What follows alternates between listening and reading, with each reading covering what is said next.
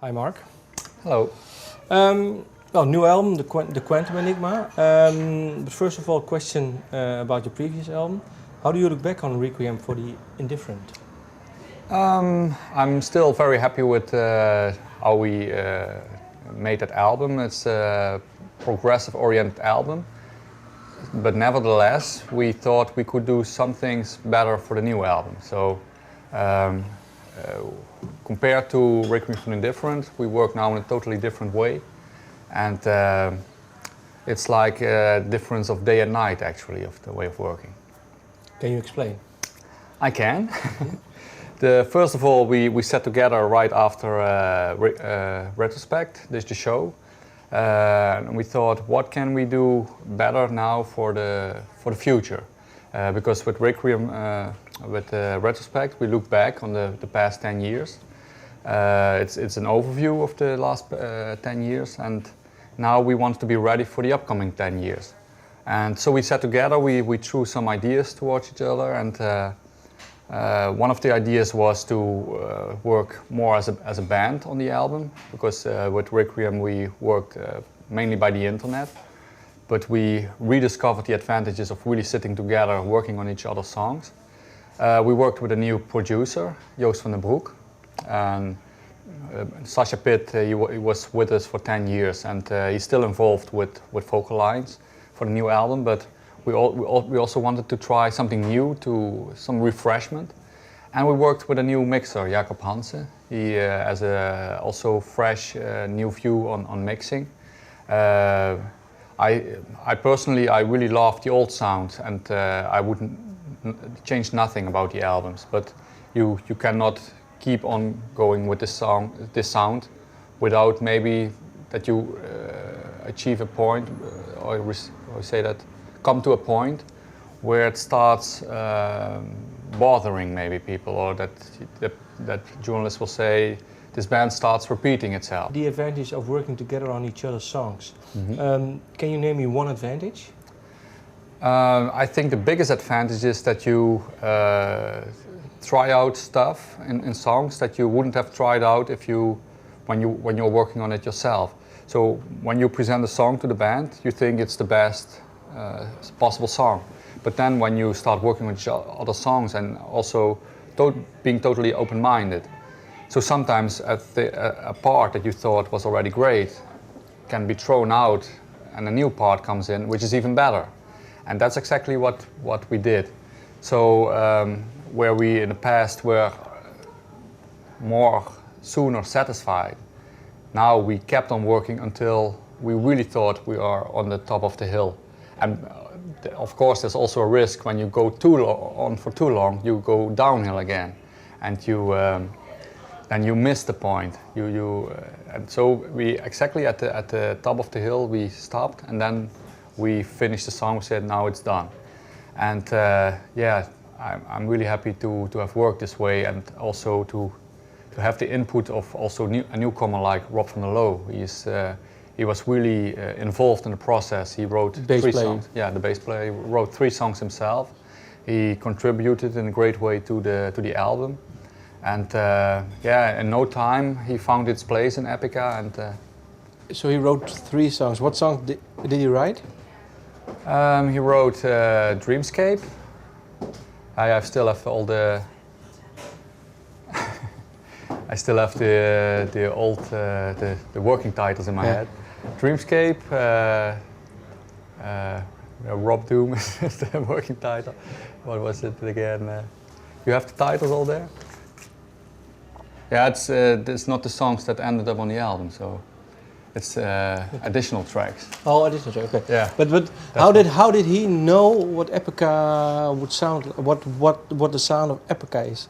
Was it hard for him to? No, he didn't know, but we said to him, just write whatever you feel like, and when it fits, it fits, and if it doesn't fit, we just don't use it. Anybody can write a song that doesn't fit, and everybody did as well. So even I wrote songs, mainly ballads, that didn't fit in the end. So there's just one thing we say to each other, just start writing, and whatever we can use, we use. Okay. Well, the album is called the Quantum Enigma. But what do you mean by that? The Quantum Enigma, it's when you dive into the world of quantum physics and you observe particles.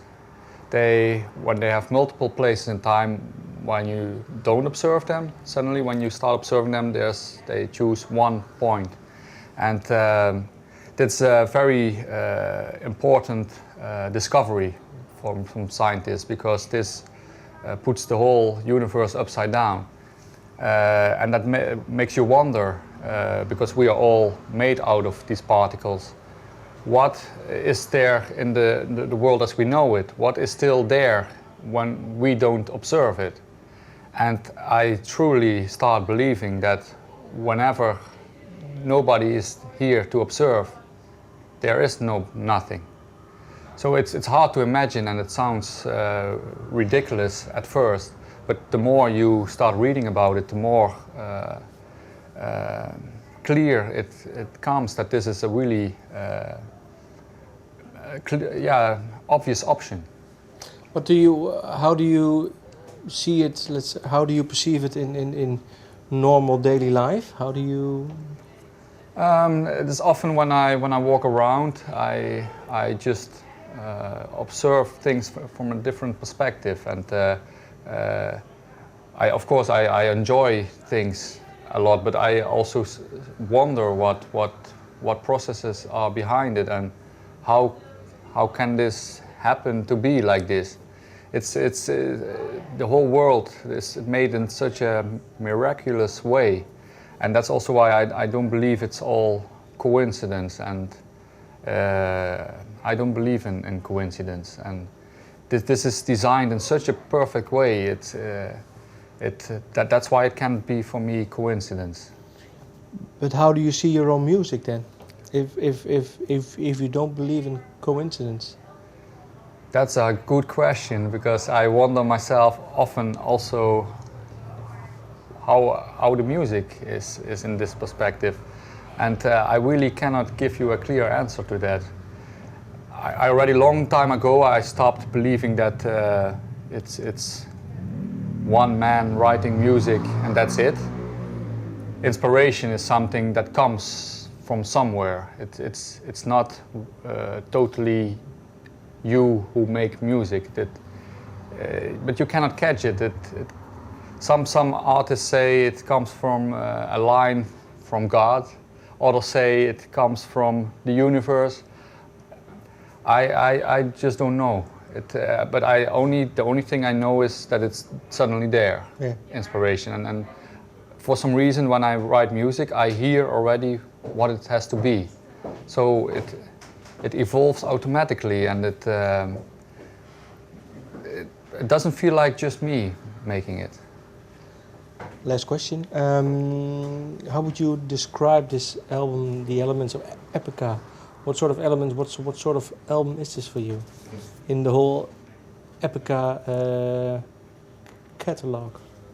I think we got the advantages from the beginning when we were really writing music for the Phantom Agony. Really literally we composed it on the instruments.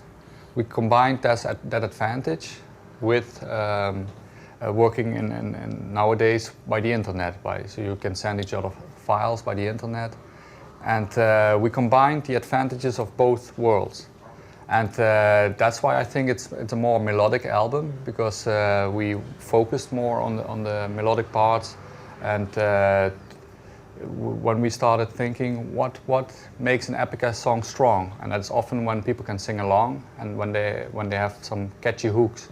So we really literally wrote in this way to have these catchy hooks back. You can make music as complicated as you want, and prog fans really loved Requiem for the Indifferent, but we also noticed that the average Epica fan said it's too progressive for us, it's too complicated. And even though we make music we feel like making by ourselves, such things that fans say, it's not just doesn't go in and out there. We also keep it in mind, and so we got a bit back to the basis, and with working together and spending really more time in the details of the music, we lifted also the whole album up to the next level, I think. Thank you for your time. Thank you too.